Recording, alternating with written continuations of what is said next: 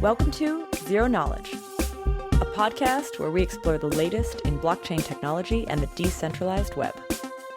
The show is hosted by me, Anna. And me, Frederick.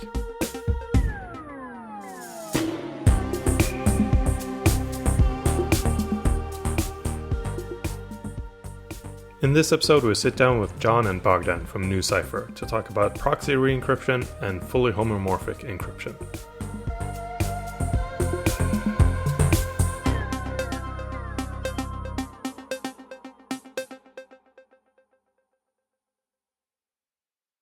Before we start, I want to let you know about an event we will be hosting next month. The Zero Knowledge Summit will be held on March 22nd in Berlin. This upcoming edition will again be about zero-knowledge research, ZK snarks, Starks, cryptography, primitives, privacy, and maths, but we'll also have a special focus on the use of ZK systems for scaling blockchains. If you are a builder, researcher, founder working on these topics and want to join us, registration is now open. I will add the link in the show notes. Here you can also submit a talk proposal. Please note, though, space is limited, so do apply early. Cool. One more thing. If you want to stay in touch with us, please have a look at the links in our show notes. You can find us on Twitter and Telegram. Hope to hear from you. And now here's our interview with NuCypher. Today we're sitting with two guys from the NuCypher team. Frederick, hi. Hello. We're in 3 different time zones, which is kind of this is a new one for the podcast. We have ourselves in Europe. We have Tux in Salt Lake City, and we have Bogdan in Melbourne. So it's not only 3 different time zones, it's also 3 different seasons. So in today's episode, we want to talk a little bit about the NuCypher technology stack. We want to talk a little bit about fully homomorphic encryption, which we're learning how to pronounce better and better every day. I'm really excited to finally sit down with you guys. You guys have been participants at the summit. We've actually come into contact with you a bunch of times, but we've never actually dug into what you're doing. So welcome. Thanks for having us. Why don't we start off with a quick intro? Why don't you tell us who you are and what you're working on exactly? My name is John Pacific, aka Tux. I'm mostly called Tux in the hacker circles, as well as just my professional life, I guess. I am a cryptography engineer at NuCypher. I joined when the project was first started. I was one of the first hires, and we've been building NuCypher. So I focus on building and working on our proxy re-encryption network, as well as doing some research for fully homomorphic encryption. Some of my work was, some of our research, I would say, has been demonstrated at ETH Berlin, where we made Sputnik, which was kind of like a assembler type language for fully homomorphic encryption that would just allow us to prototype building some schemes out of logic gates using a library that Bogdan wrote called nuFHE. Okay, well, I joined NuCypher last July to work specifically on FHE and try to improve the existing TFHE library by putting it on a GPU, and it worked pretty well. And now I'm working on some other FHE related projects, which I'm not sure I'm supposed to disclose, but we can just leave it at that. Oh, exciting. I think we're probably going to leave a lot of the details, the implementation details out of the conversation, but we will share a lot of what the problems we've encountered for sure. Yeah, like Anna said, we've been in touch with you guys a bunch of times, in both the summit and otherwise around Berlin at various hackathons and other places. And you didn't really start in FHE land, or like this wasn't what the project was, originally around. You were doing a lot of proxy re-encryption and stuff like that. Right. How did NuCypher come to be, and then maybe we can kind of lead down the path of how that led into the FHE work and other stuff. Yeah. So NuCypher originally started as a company from Michael and McLean called ZeroDB, which was like an end-to-end encrypted database. that evolved into what NuCypher is today, where it was proxy re-encryption. So proxy re-encryption was this really novel piece of tech that we had known about and ZeroDB had actually implemented. And so building NuCypher, we decided to originally build a key management system using this technology. And so we started on that. And as we got more and more into it, we also have many other interests in cryptography as well, such as fully homomorphic encryption. It's been something that's kind of like a dream, kind of like a moonshot, if you will, that we have these research projects open. And the more and more we looked into it, the more and more we saw how practical it was, at least for what we wanted to do with it. It's always been kind of like an idea in the back of our head. And the most big driving factor for me has been seeing a lot of competitors and people trying to implement private smart contracts and sort of not doing it good enough or over-promising and under-delivering very, very hard. So FHE has just been this kind of really interesting research project to see what is possible, what's not, and how far it can take us. And so we do both actively, more so on the proxy re-encryption this side, but we are hiring more for research and actually have quite active research going on right now for it. It feels like fully homomorphic encryption is sort of I don't know if the word is last bastion or something. It's like this end goal of a lot of it's the holy grail, exactly. Yeah. So you guys are tackling a pretty big problem with that. Yeah, it's funny for it to be called the Holy Grail, in my opinion, because there's a lot more problems out there that I think are just as interesting as FHE. And it's when you start kind of digging into it, there's like a few use cases for it that aren't great, and there's some that are great for it. So I think it kind of has like built up quite a huge marketing hype around it, perhaps more so than it probably should in some cases, but I still think it's very cool nonetheless. But before we jump deep into the FHE stuff, what if we do talk a little bit about what the main core NuCypher product or technology is, this proxy re-encryption? Sure. So proxy re-encryption is a variant of asymmetric cryptography or public key cryptography. Essentially, everyone's probably familiar with Alice and Bob in the cryptographic narrative, where we can encrypt data with Bob's public key and Bob can decrypt it. So Alice and Bob can communicate through this channel like that. So essentially, it's what proxy encryption is really fantastic for is access control and delegation. So in the very classic case of this, proxy encryption allows people to do is, for example, Alice can encrypt data with her own public key. So Alice encrypts data with her own public key, and then Bob can go to Alice and say, hey, can I have access to this data? And Alice can actually transform, or a proxy can actually transform this data from Alice to Bob without ever decrypting it. And without Alice needing to reveal her private key to Bob. Yeah, she just generates a re-encryption key. In our scheme, at least, she generates a re-encryption key using her private key and Bob's public key, and we can create just a re-encryption key from that allows us to atomically, or like in one single operation, transform ciphertext from Alice to Bob just right there without ever decrypting it in the first place. But you also have this threshold proxy re-encryption scheme. That's right. And I was looking into it, but I didn't quite get that. So maybe you can explain it a little bit. So traditionally, the proxy in proxy re-encryption comes from having a third party. The proxy itself actually perform this re-encryption or the transformation, right?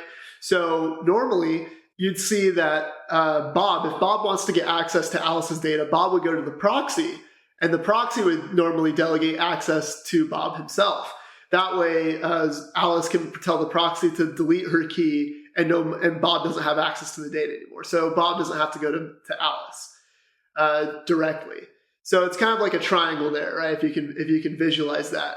So the problem with that kind of proxy encryption is that where it's only stored on one key is that that's a very trusted situation. You have to trust that the proxy is not going to store the re-encryption key or hand it out, because the re-encryption key itself actually is somewhat of like a private material. Not as much as like a private key by itself would be, but anyone with access to that re-encryption key could potentially reveal some information about the grantor or even the delegator to an extent. Right now, like in that basic example, what is a proxy? Like, where does it live? Is it what is that exactly?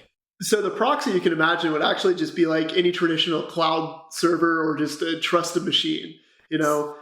So for example, there are some companies out there right now that do use proxy re-encryption as some sort of like access control system. But you essentially have to trust that they're never going to reveal it, right?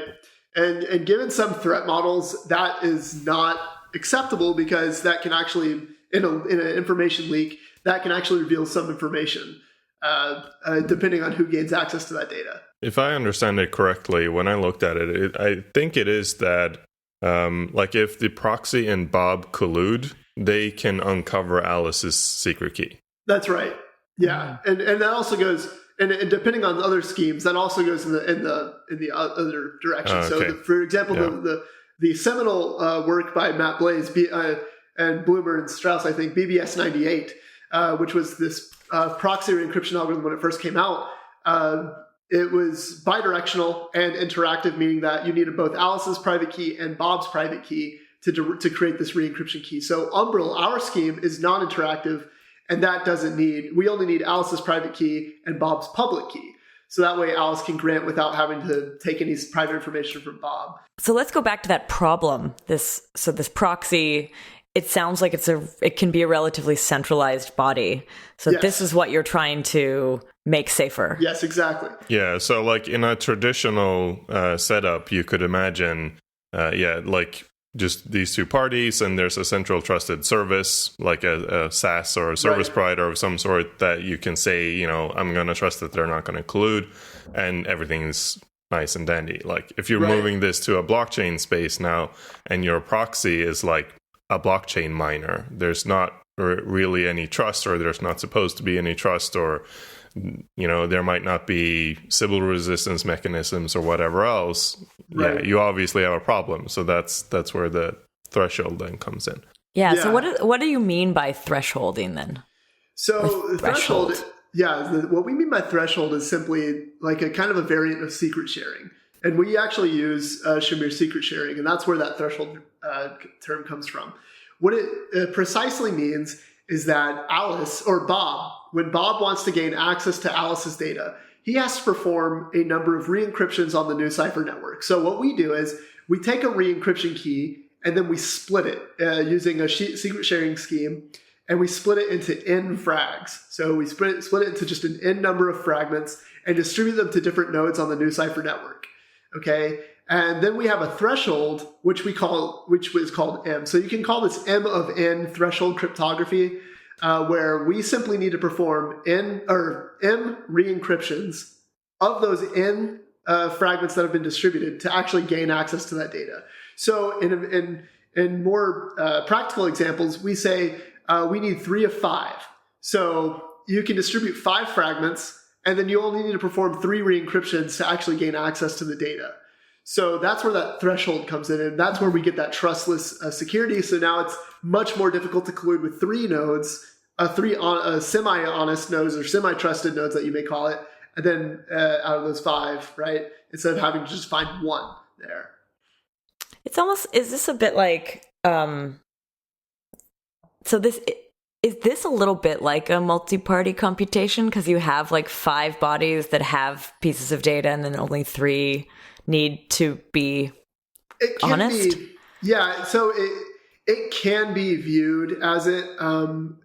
So, for example, it's the security. It's not really put inside of the MPC context. It can be viewed similarly like it. I wouldn't say it is an MPC computation, okay. But it kind of is, because we actually perform mathematical operations on the sharded fragments of that stuff. And then when you get it back, there is an assembly operation to kind of reconstruct all the operated text back together. So another big property is that when Bob wants to get these re-encryptions performed on the network, the proxy nodes do not reveal the re-encryption fragments to Bob. Otherwise, Bob could always gain access to the data, right?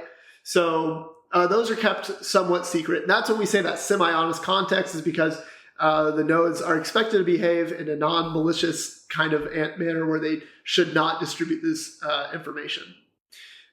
So there is somewhat of like an MPC operation going on there. I wouldn't consider it MPC because it's not really defined in that context, but yeah. Sure.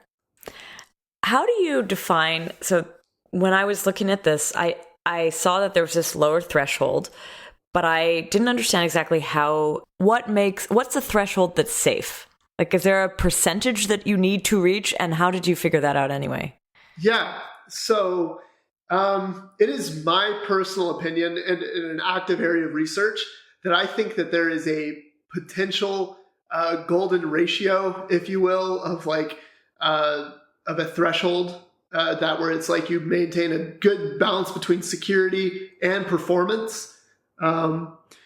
But that we have yet to perform that research and figure out what that may be. So there might be the existence of this golden number that is perfect, but as far as we know now, we don't have that.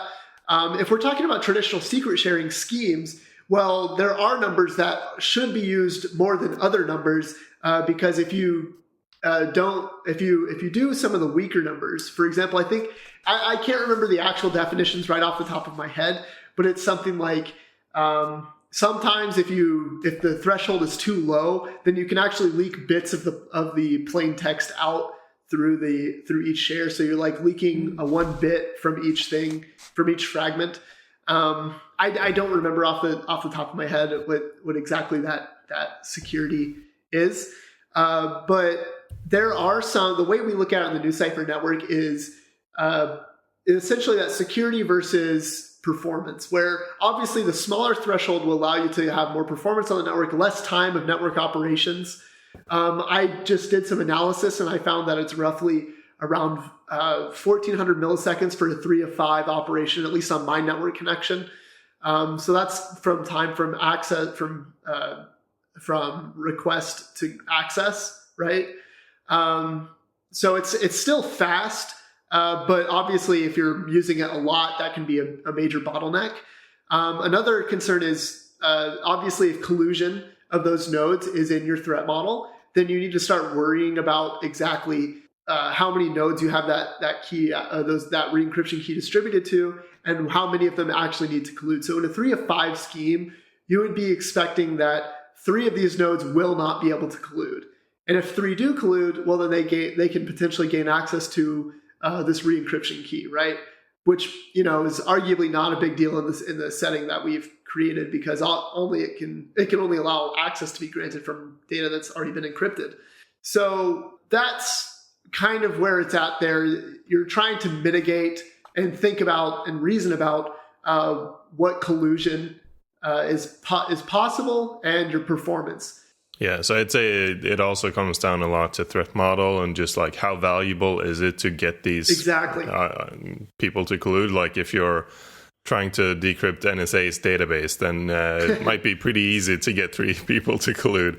If it's, selling some like my weather sensor data here, like no, probably people don't care that much. Yeah, so a big problem with the Tor network, for example, is that you can just spin up any node.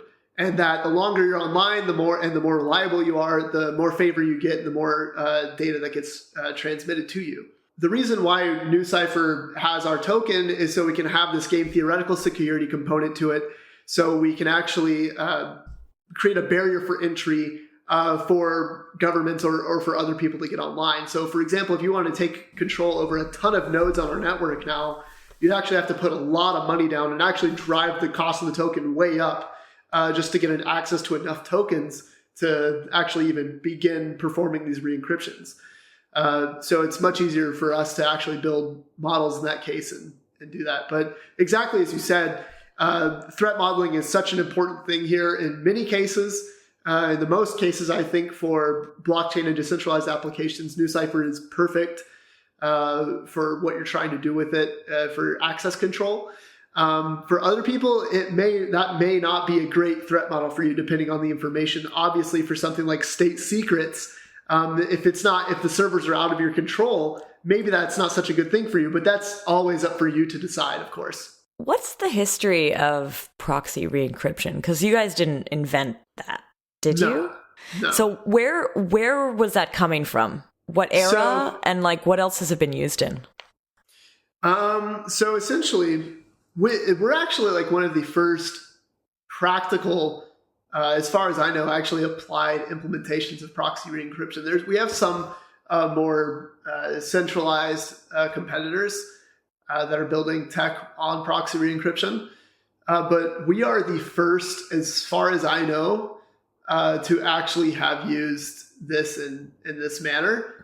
We haven't seen any other companies use proxy re-encryption like this, because like I said, when it's in that centralized trusted scenario, it really has kind of like a weaker security property, because you essentially have to trust somebody that they're not going to try to screw you over or reveal some of your data.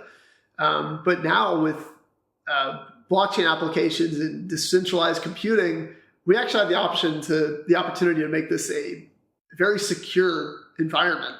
And actually have like a very nice threat model enabled for it. But where it came from is 1998, from that BBS 98 paper that I talked about before. Essentially, it was called Atomic. I think it's called Atomic Proxy and Atomic Operations or something. It's an interesting name of a paper. We'll add it to our show notes, so we'll find it and add it there. So it's a really, really cool paper. The scheme, the BBS 98 scheme itself for proxy re-encryption is exceptionally simple. The mathematics behind Umbrel are very easy. It's nothing complicated at all. It's not even anything like moon math like you'd see with the ZK snark or anything. The most complex stuff we added in are just secret sharing and actual proofs of correctness, which are like a zero knowledge proof, a very simple protocol one, nothing like a ZK snark again, that essentially proves that re-encryption was done correctly. That way we can prove that a node didn't try to maliciously just do nothing just to gain money from you. But yeah, the history is that it came from 1998. It had schemes. I think some original schemes in it were for mail forwarding, so secure mail forwarding, where you could encrypt mail for one party and then forward it to other parties as well. Yeah. Of course, that never really took off. And in a lot of cases where proxy re-encryption has, I think, been proposed, it really just hasn't taken off. But now, funny enough, we're seeing a huge just a huge upstream in more PRE projects out there. At Real World Crypto, there was a paper, or there was a talk on proxy re-encryption by Visa Research. And there's a few other companies out there that are doing proxy re-encryption as well. And as well as I think there was also a proxy re-encryption paper submitted in another pretty large conference as well just recently. But now it's just now gaining a lot of traction and ground movement here.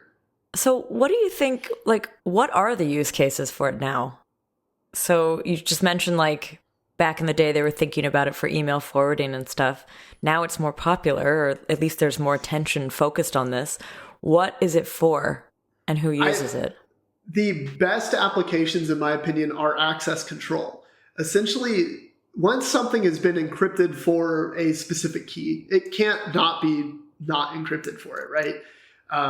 So given some threat models, it's much easier for a third party to just grant access to that data, and you go through it and access the data in an access control pattern, very similar to how you'd see with Google Cloud KMS or Amazon Web Services KMS, where you go to the Google services or the Amazon services and say, I want this piece of data decrypted using this key, and it decrypts it for you and hands it back to your service.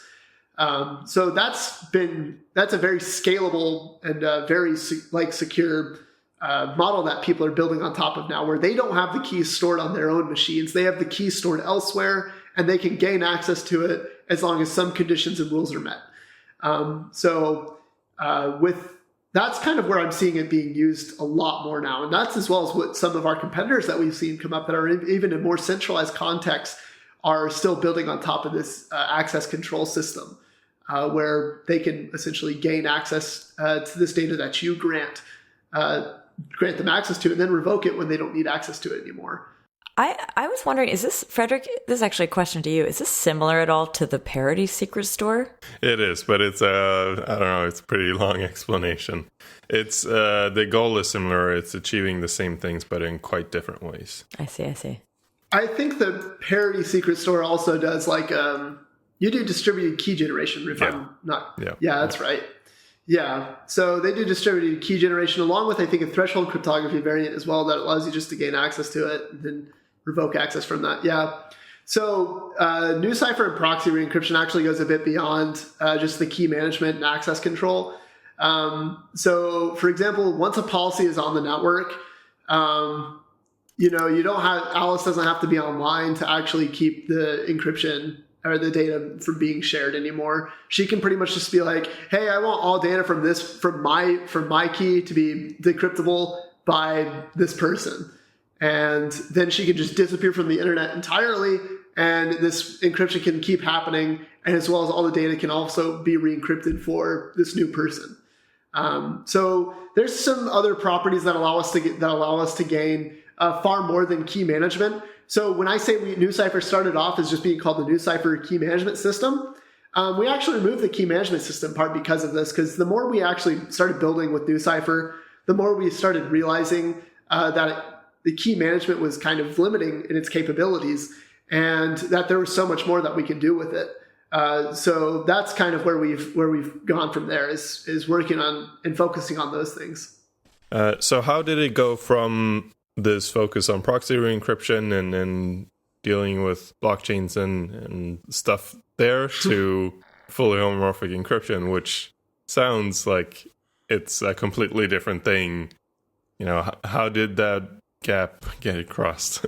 So it's just, there's this appeal to FHE where you can essentially say, oh, we're researching the holy grail of cryptography. And I think every cryptographer is interested in it to an extent. It's a pretty hot button topic, in my opinion. But it's something I have actually been witness to a fight involving oh, really? someone arguing for FHE versus TE. That is true. I would actually be in favor of FHE, and I'm very violently in favor of FHE over TEs. I can join that argument so hard. But there's from NuCypher, from going from proxy encryption to FHE, we're not transitioning at all. We're not moving our product from proxy encryption to FHE. These are just two separate products, and one's more of a research activity for us now until we can finalize and figure out exactly what our end product will be. Like, we know that we can make this possible. We know we can build a product out of this.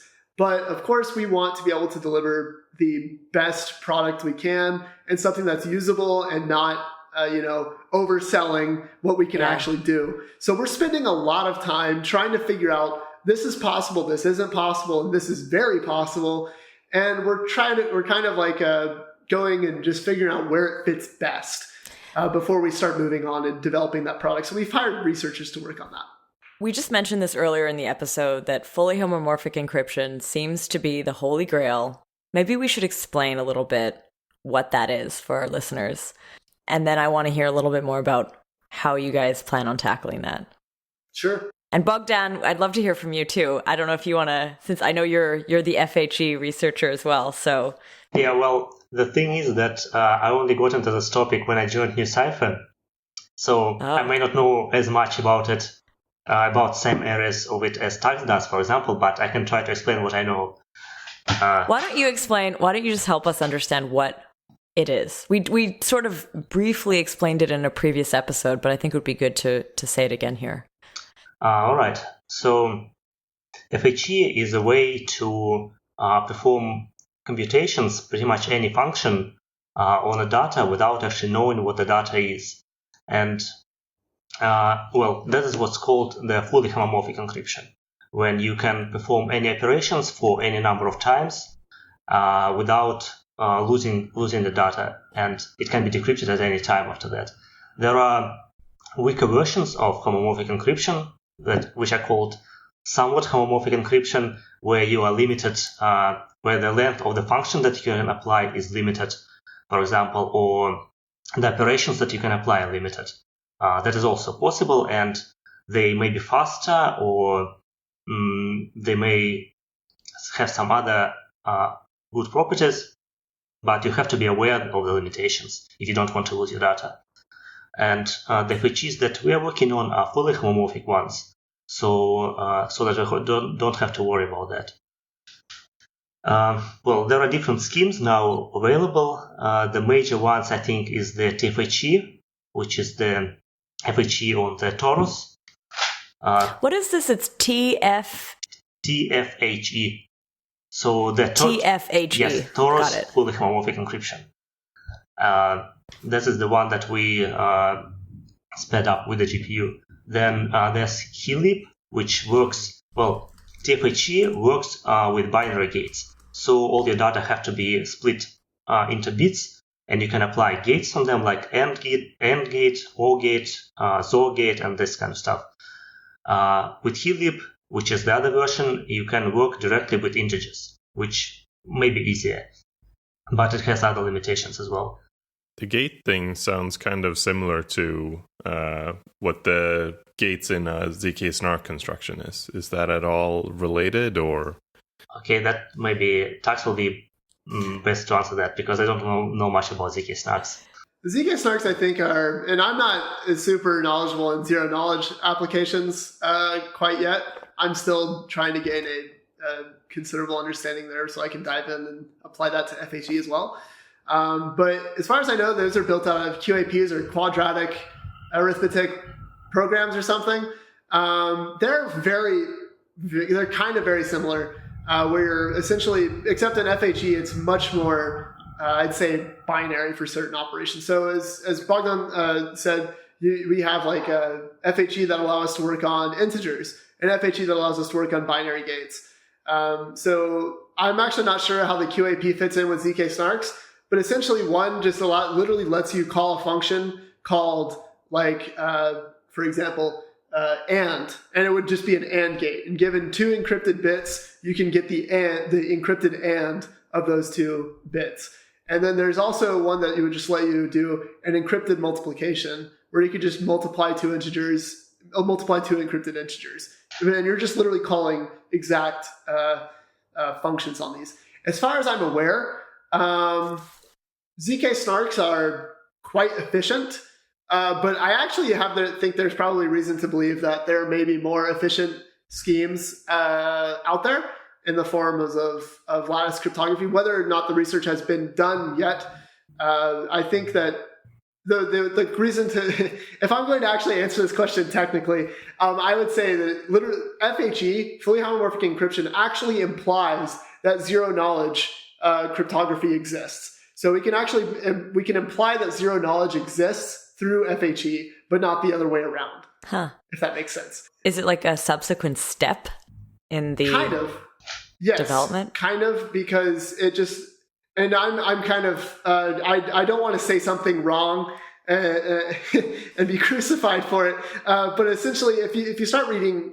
Gentry's paper, his 2009 paper on FHE itself, you'll start seeing the applications and how similar they are, but what are the major differences of it. And so FHE is just kind of this thing like, if there is an FHE scheme, then there probably lies an efficient zero knowledge scheme as well. And we've already known that zero knowledge was the thing since Goldwasser and I think Macaulay as well. But yeah, they're kind of, you have to think about building programs in a similar manner. And with ZK snarks, I think, and QAPs, but it's much more binary, I'd say. Bogdan, you just mentioned this Torus FHE. Maybe we can explain what that is.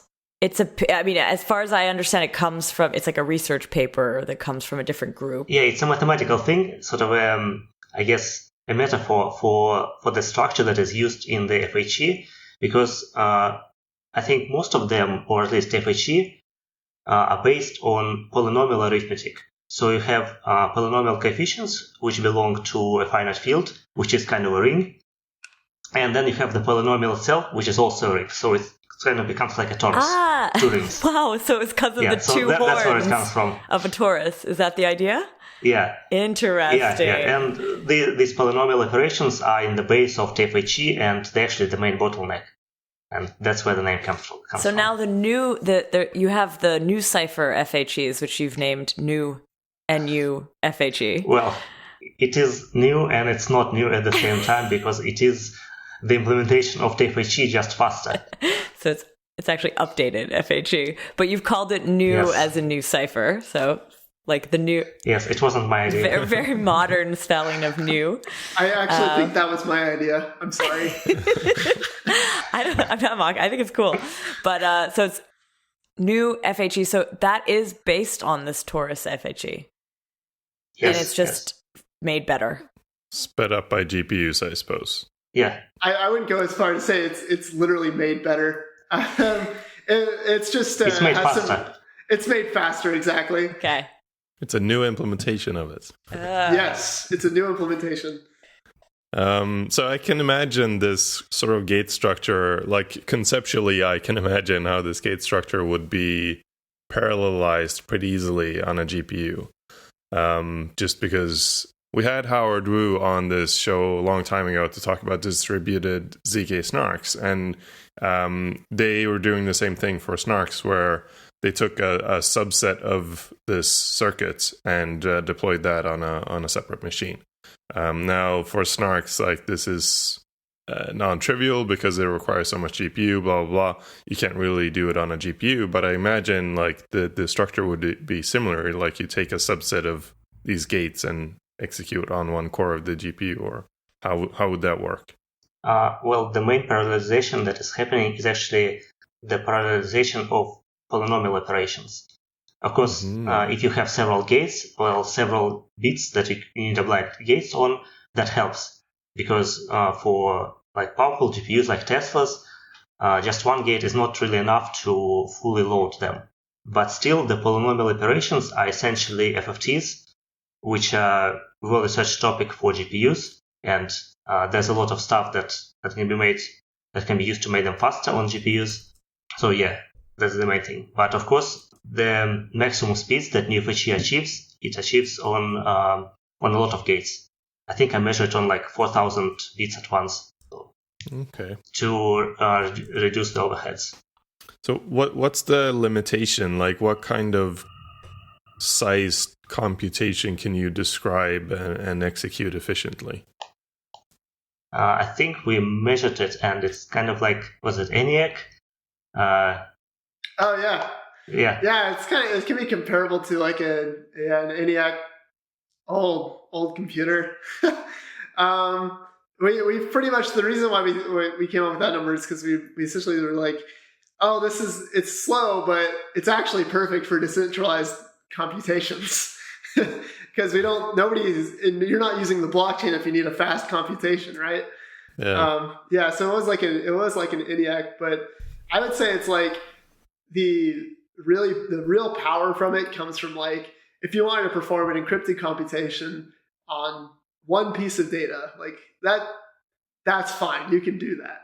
But like the GPUs can be fully maximal, like completely utilized.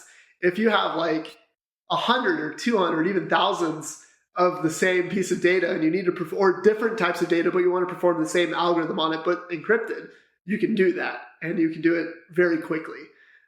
So we've measured it to be around ENIAC and. Yeah, so you can essentially, you can't describe a large program, but you can describe a small program and execute it many times very quickly. Yeah, if you wanted to describe a large program, you could. Runtime would obviously be slower, but there is no limitation to program size. It's just how long you're willing to wait for the output. Yeah, like there's a practical limitation of not wanting to sit around. Yeah, exactly. But I think we will see speed ups on this soon enough, and whether that be through TFHE in hardware implementations or for number theoretical breakthroughs and research breakthroughs. I think I have a bit of a zero knowledge question here, but I don't know if you defined it, but what is ENIAC? What do you mean by that? I actually don't get the reference. It's the first computer, kind of, in popular term. Yeah, it was one of the first computers. I think it was used for Cold War. I think it was used during the Cold War for targeting artillery. Yeah, like ballistic trajectory calculation, something like that. That's right. Okay. So you've come up with like a sped up version of Torus Fhe that you're calling nuFHE. What I am curious about is there any relation to the proxy re-encryption with this? Are you going to be using this in tandem? Is it just a brand new research project? Like, what's the connection? I'm not willing to answer to the extent how we may combine our current proxy re-encryption technology with our fully homomorphic encryption research. However, I will say that FHE does indeed use a form of proxy re-encryption. In fact, if you read, referencing back again to this paper, Gentry's 2009 paper, he describes a proxy re-encryption algorithm to achieve fully homomorphic encryption. So essentially, what happens is Bogdan brought up the topic of somewhat fully homomorphic encryption, which allows you to perform a certain sized function or a certain sized circuit on an encrypted piece of data, but the moment you exceed that, then it's no longer decryptable anymore. So Gentry had this problem of how do we make it so it can be used for any arbitrary size circuit? And that's where this form of proxy re-encryption came in hand there, where it was actually applied. Essentially, you're calling an encrypted. This is going to get really freaky, but you're calling an encrypted version of a key. You're calling an encrypted decryption function on the encrypted data. So you're essentially decrypting the data while it's in the encrypted domain. So we call this the homomorphic domain, meaning that it's been encrypted and now you're performing the operation on it. So what you're doing is you're calling the decryption operation on the encrypted data in the homomorphic domain, and then you're re-encrypting it again under a new key, which allows you to bootstrap it. That's what his term was called. It's called bootstrapping, which allowed you to now perform further operations on it, on this piece of data that allowed you to, keep operating on it without increasing the noise level, so that you could still decrypt it later on. That's interesting. Yeah. So all the best forms of fully homomorphic encryption are essentially based off this bootstrapping. There's some that don't require bootstrapping as far as I know, and I haven't really looked a whole ton into those. But there are some security problems that lie with FHE and this bootstrapping operation that we don't fully understand. We just know that it may not be preferable, and we don't really know how it affects the current security of it.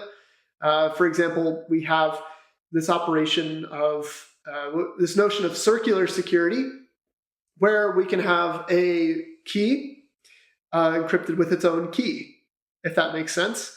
And we actually don't know how that affects security in many ways. We can actually build a CCA2 secure encryption scheme that falls apart when this happens, when the key has been encrypted with its own key. Matt Green made a great blog post on this, by the way, I think it's just literally called On Circular Security. And it's a fantastic blog post if that notion interests you. But essentially, bootstrapping FHE requires that you follow this notion where you have to encrypt your encryption key with the encryption key itself so that it can be used in the homomorphic domain. And as far as we all know, we don't really have a great understanding or grasp of what that may affect. So far, everything seems okay, but it's certainly far from preferable. I have a question on the domain stuff. So when I've looked into FHEs, there's fully homomorphic encryption, somewhat homomorphic encryption, and then there's this domain argument. I always thought the domain was like what's the domain of things that you can operate on. So like in fully homomorphic encryption, it would be anything in like an integer, like where you have multiplication and addition or something. That's your domain, is like those two functions. Well, it can be used in both those ways. I'm speaking domain abstractly. where you can essentially say, yeah, you have the plain text domain, and then you have the ciphertext domain, which you could also refer to as the homomorphic domain, I think. But essentially, like in the plain text domain, you have the ability to perform any arbitrary computation you want. Obviously, you can add two numbers together, you can multiply two numbers together, you can do whatever you want. In the encrypted domain, traditionally you don't have the ability to do that. But a fully homomorphic encryption sort of grants you this access to at least a multiplication and an addition. Whether that be with those two things, you can abstract that into binary NAND gates as well as just regular addition and multiplication. So you mentioned before that the work you're doing is all finite field. But as far as I know, like there's like you could be in a prime field or something and have different properties. I really don't know, like enough about homomorphic encryption. But when you're talking elliptic curves, you have like finite groups, discrete groups, algebraic groups. You have all these different groups that you can work on, and they have like the encryption actually has very different properties and performance aspects. Sure. Yeah. So with FHE, you can actually build specific FHE schemes for a lot of these depending on what you may want to do. So there's FHE for modular arithmetic. And more recently, there's FHE for approximate arithmetic, which has really great applications in machine learning. And then there's FHE for just binary operations. So I would say it's a bit like, whereas you could construct elliptic curve operations to be for a specific field, and for certain very specific operations, FHE might be a little bit lower level than that, where you can actually construct very primitive operations to perform and carry out on different pieces of data, depending on what you want to do. I see. So I have sort of an application question here. When we've talked to groups that are working on Starks or Snarks, there's a lot of people are now using these for off-chain computation and scaling solutions. Do you think that the FHE work that you've done, could that ever be used in the same way? That's something we're very interested in. I'm not actually willing to elaborate exactly on what we're thinking about maybe applying that to. I would say that there's a high probability that it will have some applications to some things here. To the extent of change that it may have in the space, I'm not ready to put an exact estimate on yet. Interesting. So I guess that's like a sort of a vague, maybe it can be used in that way. Maybe. That's fine. Maybe. Cool. Like Anna said, snarks are used for scaling in the sense that verification is, exponentially faster than computing the thing itself. And you had mentioned that you guys have built in, like, there is a verification possibility in FHEs. What does that verification look like, and like how long is verification compared to computation time? So it actually depends a lot. So what I was saying more or less just meant that FHE implied the existence of zero knowledge, not necessarily that it can be used for zero knowledge, but of course it can also be used for zero knowledge. There are zero knowledge schemes using FHE. As far as I know, there isn't much efficient verification for FHE out yet. There was some new research coming out that I'm really excited for, but it is a very fundamental problem of FHE, in my opinion, for trustless computations and verifiable computation, where you want to prove that this computation was performed on this piece of data. How do you do that? Well, you need a zero knowledge proof for that, of course. So there's work being done in that regard. I don't have any metrics for performance offhand. I would say it's slower than any zero knowledge system being used today. But I do expect it, theoretically, it is faster. I do expect to see it get much faster with more research in the near future. So I know you can't speak too much about what's coming up for the company or what have you, but maybe you can tell us what's exciting to you right now in terms of like the tech or what's coming up. It doesn't only have to be within the NuCypher space, but also kind of in general. What are exciting topics coming up for you? Something that I've been thinking about a lot, and I'll speak for myself and not for Bogdan. but something that I'm really passionate about is privacy. The ability to own and control our personal data and give consent to its use. This is a term I've kind of I've seen get thrown around, and it's the idea of digital consent. This idea that we have consent with our data and who uses our data, just like you'd have consent in normal, everyday, IRL social situations. You give consent for various things.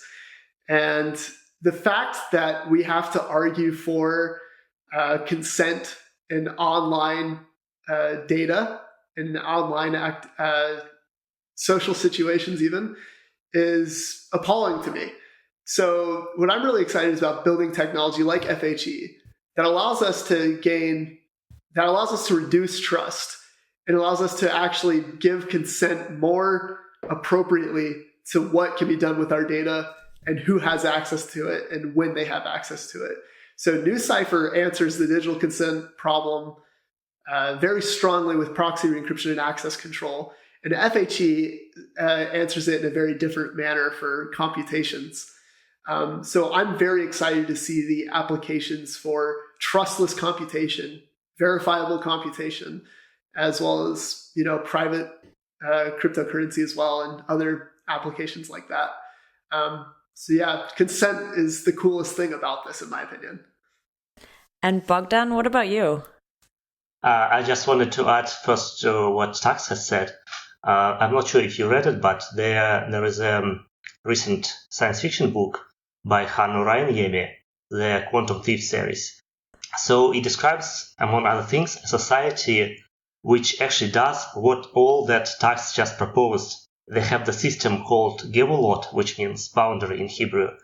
And everything that every person there does is recorded in the external memory and is signed with your private key.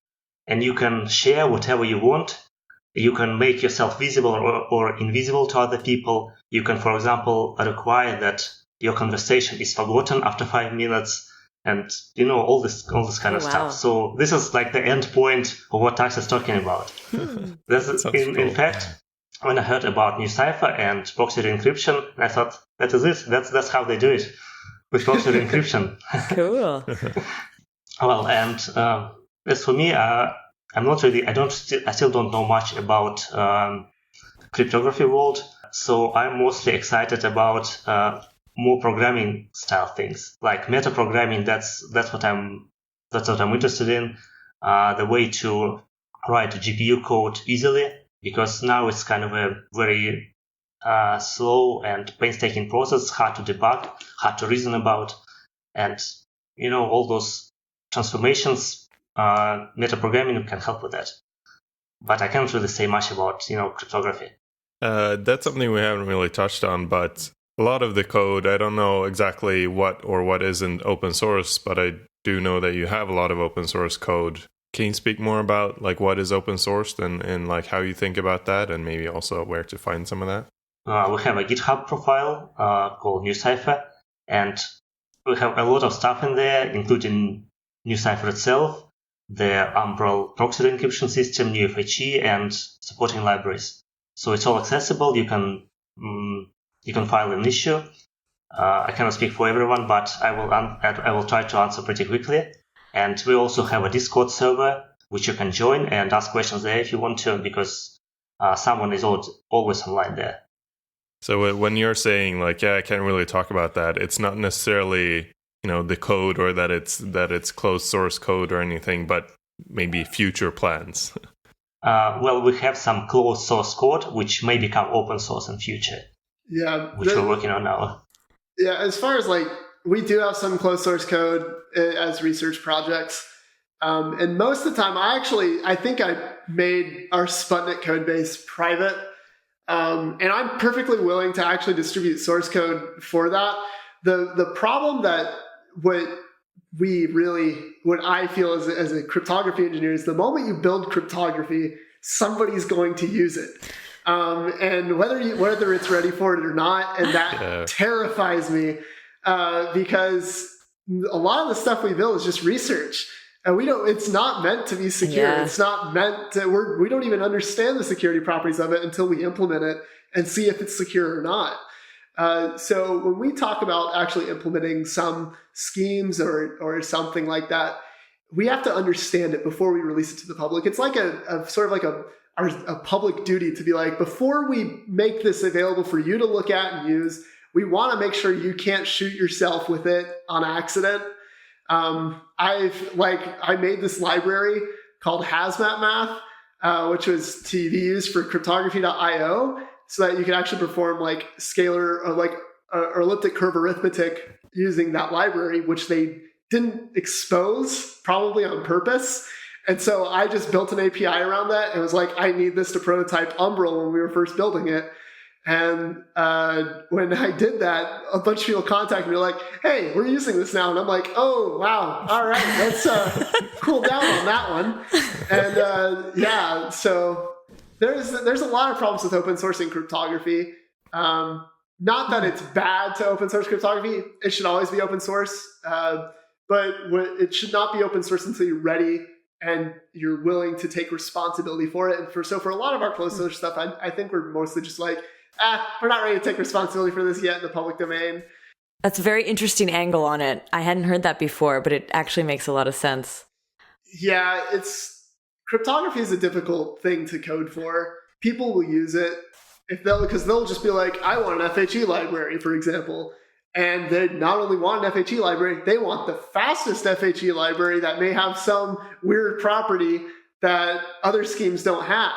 And so they may find they may find an implementation of FHE that has this property, but it's not secure. And they're not reading the fine print that it's not secure. Like the typical like super bold, huge headline in the README of "This is experimental. Please don't use this." Does not work. People use it anyway, for sure. Yeah, exactly. And especially like in maybe it's not so bad right now, but especially in a hype market, like if there's someone that's gonna try to build a blockchain and launch a token around it. It doesn't matter if it says don't use this. Yeah, as for my feelings on open source tech, I'm a hardcore GPL person. I go as far as to be like, I am a software communist. I think all software should be free to the extent that it can. I think everything should be GPL as far as we can make it that way. I've actually published a blog post on this that was actually kind of controversial in our own company because people in the company in NuCypher don't have the same views as I do on open source tech. Whereas I'm very radical in that, where I think it should all be open source. But essentially, I just think that in the space that we are in the blockchain community, we have the ability to start a movement and to build something amazing that we haven't been able to build before. Imagine if we could build an entire new technology stack around open source ideals and free software ideals, right? And I really don't want people like Google or Amazon or Microsoft or other people like that to come in and take what we are working on. We, the community, not just NuCypher, but what Parity's working on, what Web3 Foundation's working on, what NuCypher's working on, what Zcash is working on. I don't want those people to be able to just come in and go, oh, cool, thanks for doing the research. We figured out a new application of this. And we're going to develop it all in our way and maybe advance technology and make some research in this direction. And next thing you know, now it's all that kind of closed sourced thing. And it's also licensed in this weird way, but it has awesome work on it. So everybody has to use it now. Everybody has buyer lock-in.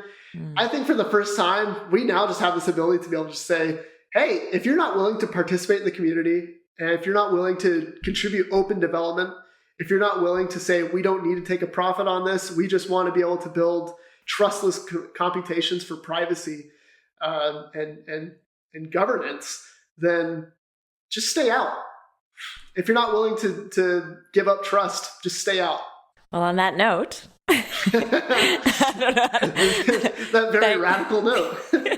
Thank you guys so much for coming on the show. Yeah, thanks for having us. Thank you very much. Yeah, nice talking to you. Nice talking to you guys too. And to our listeners, Thanks for listening. Thanks for listening.